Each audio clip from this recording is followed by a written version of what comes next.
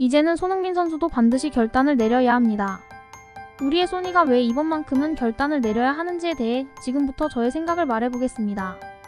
20일 열렸던 토트넘 대 레스터 시티전에 후반 교체된 손흥민 선수에 대한 영국 내 언론의 반응이 무척이나 부정적입니다. 특히 영국의 전문지인 이브닝 스탠다드와 더 텔레그라프에서는 한결같이 손흥민 선수에 대한 부정적인 평가 기사를 내놓았는데요. 내용은 이렇습니다. 이브닝 스탠다드. 이 매체는 손흥민의 최근 경기력 저하에 대해 여러 차례 비판적인 시각을 담은 기사를 게재했습니다. 대표적인 내용은 손흥민이 토트넘의 핵심 선수로서 기대만큼의 활약을 보여주지 못하고 있다는 점을 지적하며 특히 결정적인 득점 기회를 놓치는 장면들이 반복된다는 점을 강조했습니다. 또한 팀의 전반적인 부진과 맞물려 손흥민의 폼도 함께 하락하고 있다는 비판이 있었습니다. 이 매체는 손흥민이 여전히 팀의 중요한 선수이지만 현재의 부진한 모습은 팬들과 구단 모두에게 실망을 안겨주고 있다고 평가했습니다. 또 다른 전문지인 더 텔레그라프의 기사 내용입니다. 이 매체는 손흥민의 경기력에 대해 다소 비판적인 시각을 드러냈습니다. 기사는 손흥민이 경기 중 몇 차례 득점 기회를 놓쳤으며 전반적으로 그가 팀의 기대에 부응하지 못한 부분이 있다고 언급했습니다. 특히 손흥민이 이전 시즌과 비교해 날카로움이 부족하다는 평가가 있었으며 경기에서의 영향력이 감소한 점을 지적했습니다. 여러분들도 아시다시피 손흥민 선수는 EPL 내 최고 피니셔로 게임당 XG값 대비 골을 가장 많이 넣은 선수입니다. 또한 전세계 축구리그 통틀어 메시와 레반도프스키 선수들의 XG값 대비 골을 더 넣은 최고의 피니셔입니다. 이러한 선수를 개막전 한 게임 부진한 모습을 보였다고 까대는 영국의 전문지들 수준이나 팀의 에이스이자 주장인 선수에 대한 비판적 기사에 대한 반박 내용.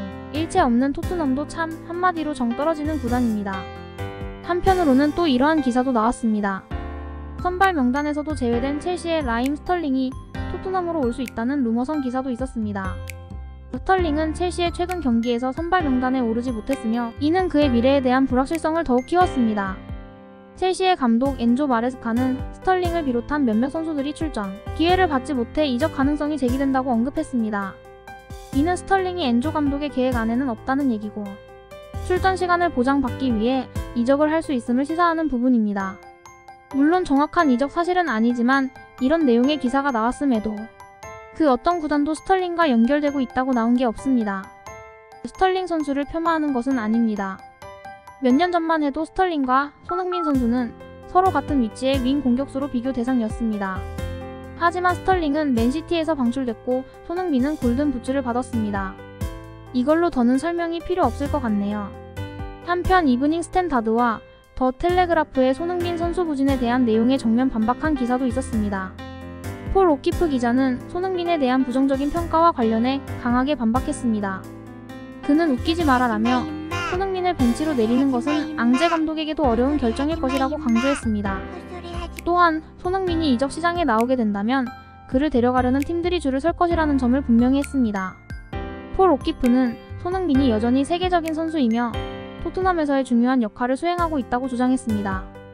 그는 손흥민의 일시적인 부진이 그가 얼마나 뛰어난 선수인지를 폄하하는 근거가 될 수 없으며 손흥민이 이적 시장에 나오게 되면 유럽의 여러 팀들이 그를 영입하기 위해 경쟁할 것이라고 덧붙였습니다.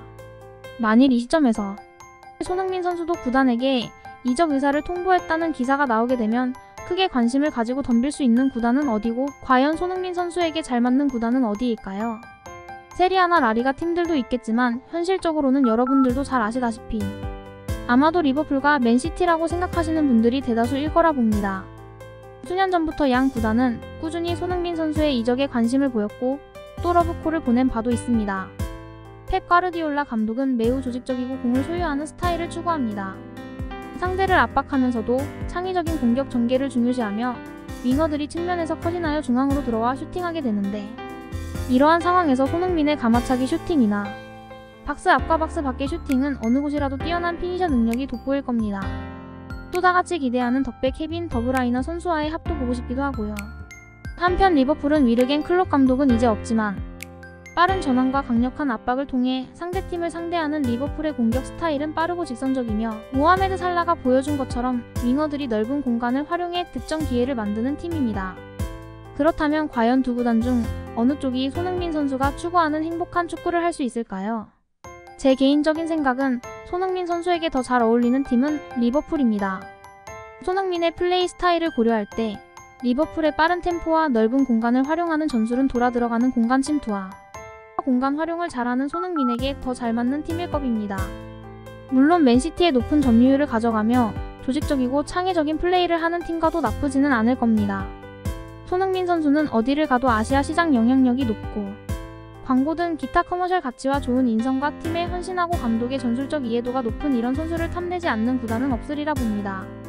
손흥민 선수가 토트넘에서 끝까지 남아 클럽 레전드로 남는다면 본인의 뜻이니 그 또한 존중합니다. 하지만 당신의 팬으로서 부탁드립니다. 이제는 결단을 내려 더 존중받고 은퇴 전까지 행복한 축구를 하며 우리들에게 그 빛나는 미소를 지어줄 수 있는 팀으로 가기를 진심으로 부탁드립니다. 긴 영상 끝까지 함께 해주셔서 감사드립니다. 영상의 내용이 좋으셨다면 좋아요 한번 눌러주세요. 감사합니다.